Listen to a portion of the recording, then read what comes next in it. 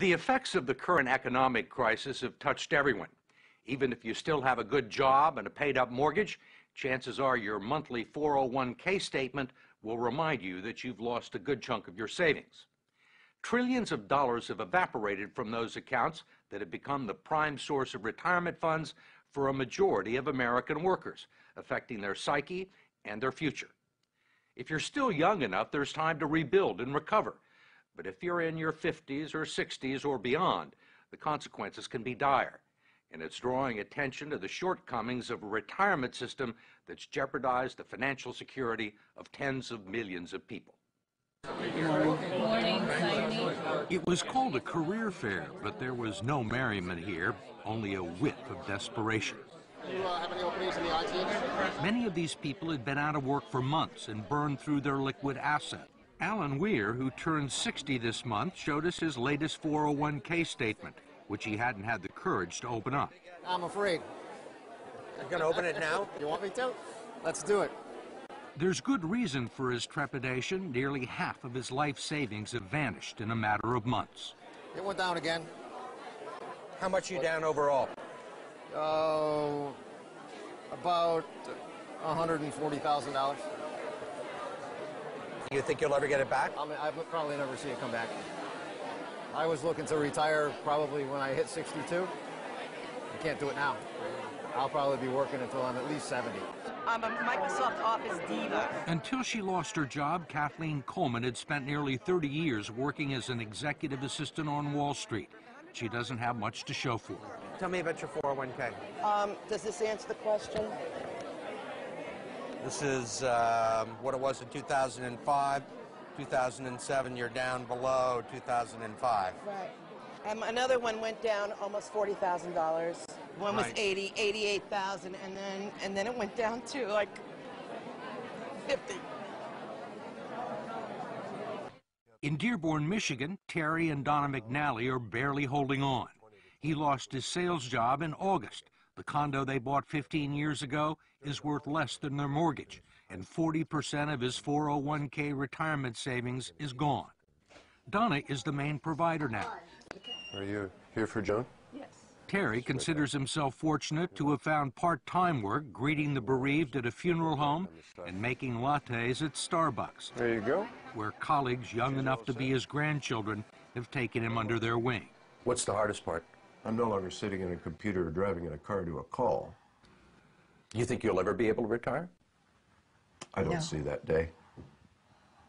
Can no longer see that day. What kind of a retirement plan allows millions of people to lose 30 to 50% of their life savings just as they near retirement? David Ray, president of the profit-sharing 401k Council of America and a lobbyist for the 401k industry, says it's one that empowers people to make their own investment decisions. 401k is the absolute best way people can save for retirement. They absolutely are the best retirement vehicle we have. How can you say it's the best available if it has let down tens of millions of people at the time they need the money the most? That's not a 401k problem. That is our entire investment system. This is about the markets went down for everybody. Nobody was saved in the current thunderstorm. Ray says that many people still have more money in their 401ks than they've actually contributed. He says everyone had multiple investment options, including low-yield guaranteed returns, and he believes people who lost money have no one to blame but themselves. In America, it's a society based on freedom and choice and personal responsibility. We need to help them understand these responsibilities and execute them to the best they can. 401k is part of that. There are no guarantees. What about the people who are 63 or 64? A lot of those people were thinking about retiring. Well, and now they aren't. Well, I mean, a lot of them were retired and have to go back into the workforce. Well, but that was not a 401k problem. That's an investment system problem. The markets go up and down, and if those people chose to take equity risk, there was a logical outcome. But in fact, the 401k plans that have become the primary source of retirement income for 60 million Americans were never designed to be retirement plans in the first place. They were created in the late 1970s as a savings plan and tax shelter for ordinary Americans. The idea was that workers would make voluntary contributions and employers would match a portion of them. The taxes would be deferred until the employee reached the age of 59 and a half. It was supposed to supplement the two traditional income streams for retirees, Social Security and pensions, one leg of a three-legged stool that would support American workers into their golden years. But it didn't turn out that way. The three-legged stool, if you will, has gone to two legs, and it's wobbly, and it's wobbling, and I'm not sure that it's going to support anything. And that's the scary part, and people are afraid. Brooks Hamilton has helped design retirement plans for some of the country's largest corporations. He says 401ks turned out to be so much cheaper than funding pensions that many companies decided to freeze their pension plans and replace them with 401ks.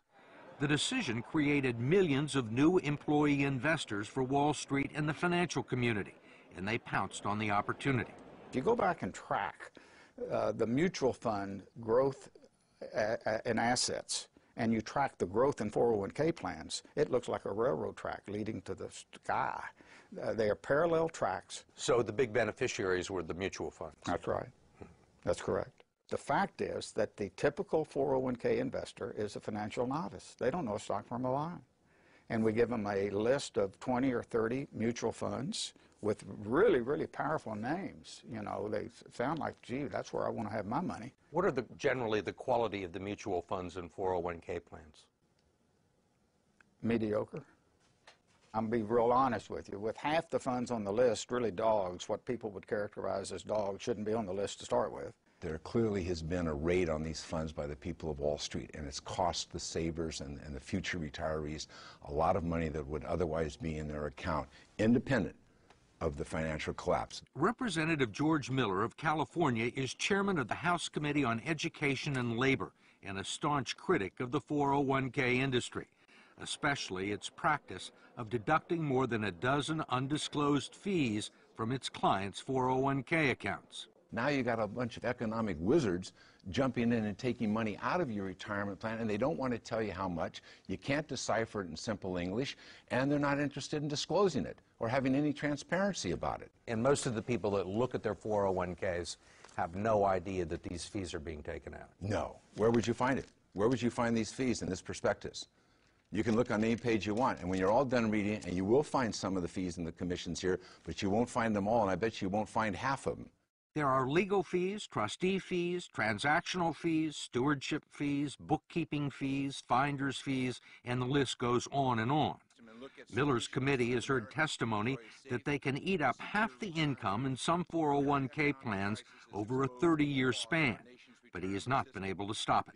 We tried to just put in some disclosure and transparency in these fees, and we felt the full fury of that financial lobbying.